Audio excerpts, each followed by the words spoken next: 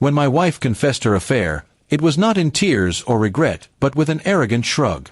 We were sitting in the living room, and she looked at me casually, saying, "I cheated with my boss, so what?" For a moment, I froze, unsure if I had heard her correctly. The nonchalance in her voice hit me harder than the confession itself. She didn't flinch, didn't apologize, and didn't even try to soften the blow. She simply leaned back, as if daring me to react.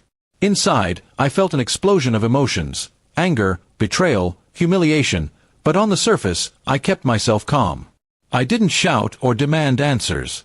I just stared at her, letting her words settle like a knife in my chest. She probably expected me to explode or beg, but I refused to give her that satisfaction. My silence was the only power I had in that moment, and I wasn't going to waste it. She smirked, clearly mistaking my calm for weakness. "Look, it just happened," she continued, as if she was explaining something as simple as being late to work. "It doesn't mean I don't care about you. But he's successful, charming, and honestly, he gives me what I want." Each word chipped away at the life I thought we had built together. Memories of late nights, sacrifices, and the years I devoted to making our marriage work flooded my mind. I thought of how I supported her when she was struggling in her career, how I encouraged her dreams, and how I worked extra hours just to give her comfort. All of that now seemed worthless in her eyes compared to the shallow thrill of an affair with her boss. Still, I stayed silent. I watched her carefully, observing every smug expression, every careless gesture. My quietness began to unsettle her. She expected a fight, but instead, she got nothing. After a few minutes, her tone shifted from arrogance to irritation. "Why aren't you saying anything? Don't you care?" she snapped. I cared more than she could ever know, but I had already decided I would not waste my words on her. She had crossed a line that couldn't be erased. I knew, at that moment, our marriage was over. What she didn't know was that I wasn't just going to walk away quietly. If she wanted to be so casual about destroying our vows, I would be just as calm about dismantling everything she thought she had gained. That night, while she slept peacefully beside me as if nothing had happened, I sat in the dark making my plans. I gathered financial documents, legal papers, and all the evidence I needed. I contacted a lawyer the next morning, making sure every detail was handled with precision.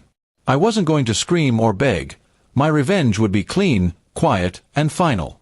Days passed, and I played the role of a calm husband, letting her believe I had accepted her betrayal. She went on with her life, smiling, texting her boss when she thought I wasn't watching. I let her live in that illusion while I carefully pulled the rug from under her feet. She had no idea the house, the savings, and even the car were all in my name. When the divorce papers were finally served, her arrogant mask shattered. She screamed, cried, and asked how I could do this without even talking to her. I looked at her the same way I did that night in the living room, silent, cold, unbothered. Her boss didn't want her once the scandal became public, and she lost both her marriage and her career in one blow. She tried to call me heartless, claiming I should have at least forgiven her once.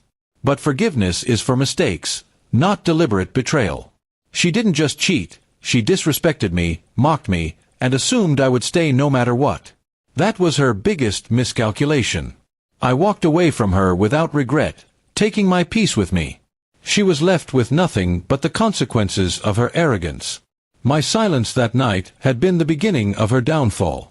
Sometimes, the loudest answer is no answer at all. And as I rebuilt my life, I carried one lesson with me.